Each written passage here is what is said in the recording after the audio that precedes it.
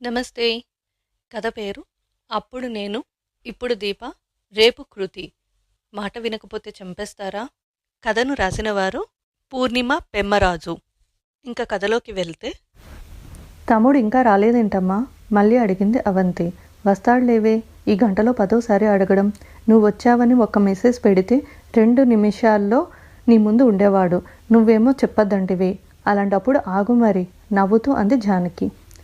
నాకోసం అని కాకపోయినా వాడి కాలేజ్ టైం అయిపోయి 4 గంటలు అవుతుంది. మన ఇంటి నుండి 10 నిమిషాల దూరంలో ఉన్న కాలేజీ నుండి రావటానికి ఇంత లేట్ ఎందుకు అవుతుంది? అది కనుక్కోవచ్చుగా కాల్ చేసి అడిగింది అవంతి. అలా కాల్ చేస్తే ఎగిరి పడతాడు ఇంటికొచ్చాక. వస్తాడులే, పదరా తల్లి, నీకు పాయసం చేసి పెడతా. మీ అమ్మ తన తమ్ముడు వస్తే కానీ ఇంట్లోకి రాదు. మనం వెళ్ళి పాయసం చేసుకుందాం. తన 4 ఏళ్ల మనవరాలిని ఎత్తుకొని నవ్వుకుంటూ ఇంట్లోకి వెళ్తున్న జానకిని చూస్తుంటే ఆశ్చర్యంగా ఉంది అవంతికి. తను చదువుకునేటప్పుడు రావడం ఒక్క 10 నిమిషాలు లేట్ అయితే కంగారు పడి గుమ్మంలో కూర్చునే అమ్మ ఈమెనా అని. మసక చీకటి ఆవరిస్తుంది అప్పుడే. అప్పుడప్పుడు వీస్తున్న గాలి తెరలకి గేటు పక్కన అప్పుడే విచ్చుకుంటున్న సన్నజాజి వాసన, గుమ్మం పక్కన వికసిస్తున్న బొడ్డుమల్లి వాసనలు తెరలుగా అలుముకుంటున్నాయి. ఎన్నేళ్ళు అయింది ఇలా ఇక్కడ కూర్చొని? నాన్న ఇల్లు కట్టడం మొదలుపెట్టినప్పటి నుండి ఎక్కడ ఏ మొక్క పెట్టాలి, ఇంట్లో ఎక్కడ ఎలా అలంకరించుకోవాలి అంటూ రోజు చర్చలే. ఈ ఇంటి గురించి రోజు కలలే. తీరా అంతా అనుకున్నట్లుగా పూర్తయి ఇంటికి షిఫ్ట్ అయ్యాక 6 నెలలు కూడా లేదు ఈ ఇంట్లో. మళ్ళీ 8 సంవత్సరాల తర్వాత ఇక్కడ ఇలా.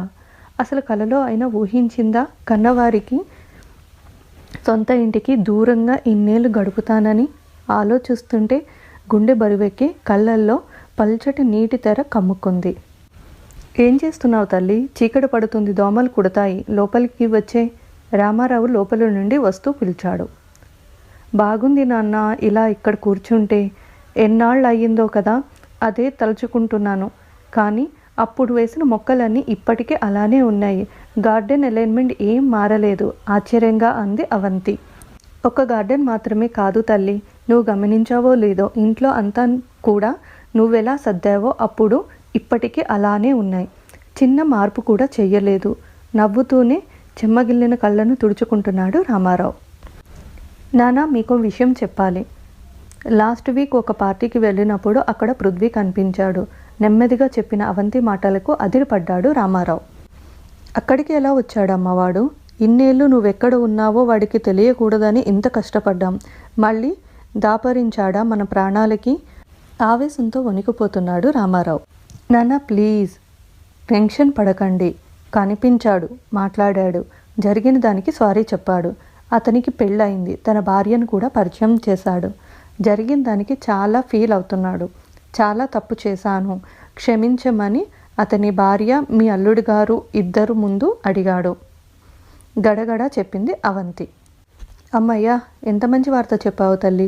నిజంగా పండగ రోజే మనకి. అమ్మకి చెప్తా ఉండు. సంతోషంతో ఎగిరి గంతేస్తుంది. పట్టరాని ఆనందంతో పరుగులాంటి నడకతో లోపలికి వెళ్తున్న రామారావును చూస్తూ ఉండిపోయింది అవంతి. అక్కా, నిజంగా నువ్వేనా? వాట్ ఎ సర్ప్రైజ్ అంటూ పరిగెత్తికొచ్చిన తమ్ముడు అమ్మని చూసేదాకా.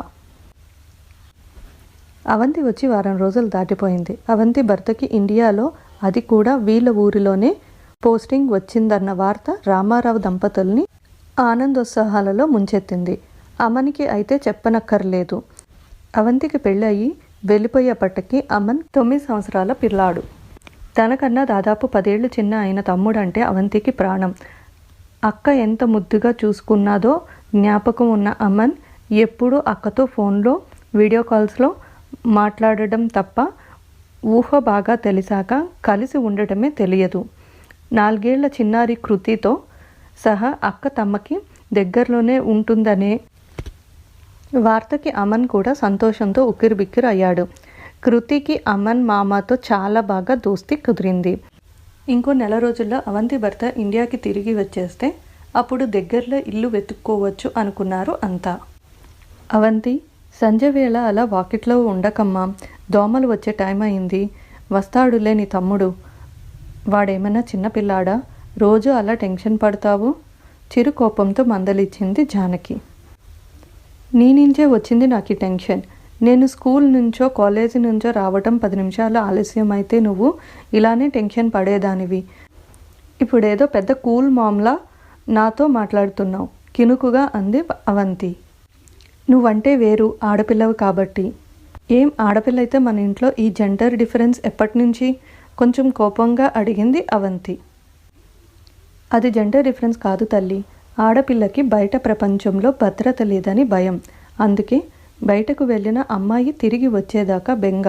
నాతో ఊరికే వాదించాలని వాదిస్తున్నావు కానీ మీ ఇద్దరి మధ్య మాకే తేడా లేదని నీకు మాత్రం తెలీదా? చిన్నపుచ్చుకున్న తల్లిని చూసి అవంతికి అయ్యో అనిపించింది. అమ్మా, ఊరికే అన్నా, సరదాకి, అంత సీరియస్గా తీసుకోకు. కానీ అమన్ సంగతి మాత్రం నాకు కాస్త వింతగానే ఉంది. ఎక్కడ తిరుగుతున్నాడు? కాలేజీ అయ్యి ఇంతసేపు అయినా ఈ వారంలో 3 సార్లు ఫ్రెండ్స్తో పార్టీ అని అర్ధరాత్రి వచ్చాడు. చదువు మీద ఫోకస్ పెడుతున్నాడా? బయటకు వెళ్తే ఫోన్ ఎత్తడు ఎంతకి? గట్టిగా అడగొచ్చుగా నాన్న నువ్వు. ఇంజనీరింగ్లో చేరే వరకు ఆ రెసిడెన్షియల్లోనే ఉన్నాడుగా. ఆ డిసిప్లైన్, చదువు, వాటితో కాస్త విసిగిపోయాడు వాడు. ఇప్పుడే కదా ఏం ఎంజాయ్ చేసినా, మళ్ళీ తర్వాత ఉద్యోగం, బాధ్యతలు. అందుకని కాస్త ఫ్రీగా ఫ్రెండ్స్తో ఎంజాయ్ చేస్తా అంటాడు. మన పిల్లాడి సంగతి మనకి తెలుసుగా. చదువు నిర్లక్ష్యం చేయడు. వాడి లిమిట్స్ వాడికి తెలుసు. అందుకే కొంచెం లేట్ అయినా పెద్దగా పట్టించుకోవట్లేదు. తమ్ముడిని సమర్థిస్తూ చెప్పుకుపోతున్న తల్లి మాటలకు ఏమనాలో తెలియట్లేదు అవంతికి.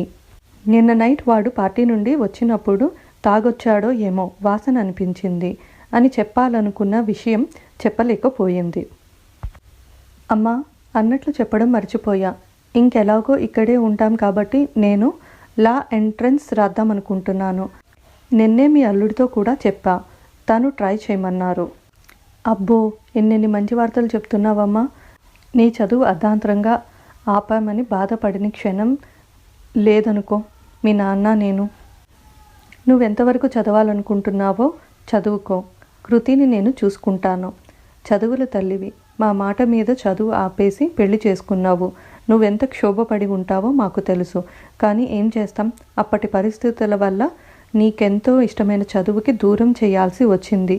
కళ్ళు తుడుచుకుంటూ అంది జానకి. చాచా, అమ్మ, అలా బాధపడకు. మీరేం చేసినా నా క్షేమం కోరే అని నాకు తెలియదా? అయినా అంత మంచి భర్తను వెతికి తెచ్చారు. నాకేం లోటు చెప్పు.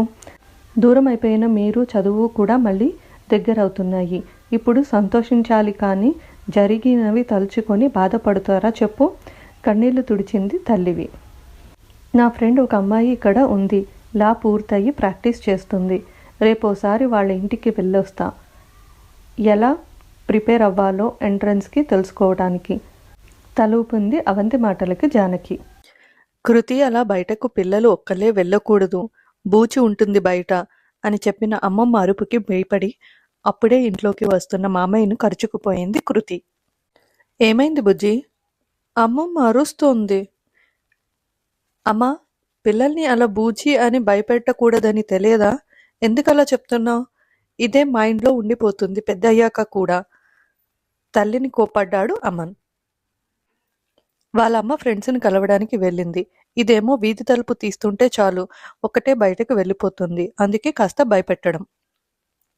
అర్థమయ్యేటట్టు చెప్పాలి కానీ అలా బూచి అని భయపడతావా? అక్క చూడు, అమ్మ బుజ్జి పాపని ఎలా భయపెడుతుందో. అప్పుడే లోపలికి వచ్చి అంతా చూస్తున్న అవంతికి ఫిర్యాదు చేశాడు అమన్. పెట్టని భయం, ఆడపిల్ల కదా, ఎలానో భయపడుతూ బతకాల్సిందే. ఇప్పటి నుంచే అలవాటు చేసుకొని. అవంతి మాటలు విని అందరూ ఆశ్చర్యంగా చూశారు. ఏమైంది తల్లి? ఏమిటా మాటలు? నీ మొహం ఏమిటి అలా వాడిపోయింది? ఒక్కదానివే బయటకు వెళ్ళావు. నిజం చెప్పు, మళ్ళీ ఏమన్నా? మాటలు మింగేశాడు రామారావు. తల్లిదండ్రుల మొహాలలో ఆందోళన అర్థం కావట్లేదు అమన్కి. మీరనుకునిందే జరిగింది నాన్న. ఎంత వదిలించుకుందామనుకున్నా ఆ గతం నన్ను వదలట్లేదు. మళ్ళీ మళ్ళీ ముందుకి వస్తూనే ఉంది. నేను ఇక్కడ ఉండలేను. ఇప్పుడే వెళ్ళిపోతాం నేను, కృతి. మళ్ళీ కనిపించాడా ఆ త్రాష్టుడు? మారిపోయాడన్నావు. ఇంకేం పర్వాలేదని ధైర్యంగా ఉన్న టైంలో ఇదేంటండి? మంది జానకి. అమ్మా, ఏమైంది? ఏం మాట్లాడుతున్నారు మీరంతా? ఎవరు కనిపించింది? అక్క, నువ్వైనా చెప్పు, ఏం జరిగింది? అమన్కి టెన్షన్ వచ్చేస్తుంది. నీకు తెలియదు కదరా జరిగిన విషయం. అవును, అప్పటికి నువ్వు చిన్నపిల్లాడివి, పైగా హాస్టల్లో ఉండేవాడివి. అప్పట్లో తెలియదు, కానీ పెద్దయ్యాక నీకెప్పుడూ డౌట్ రాలేదా? అక్క ఎందుకు చదువు సడన్గా మానేసి పెళ్లి చేసుకొని వెళ్ళిపోయింది, ఇన్నేళ్లు ఎందుకు తిరిగి రాలేదు అని అడగలేదా ఇంట్లో? అమ్మని తీక్షణంగా చూస్తూ అడిగింది. తర్వాత ఏమైంది తెలుసుకోవాలి అనుకుంటే రేపటి భాగంలో వినండి. అంతవరకు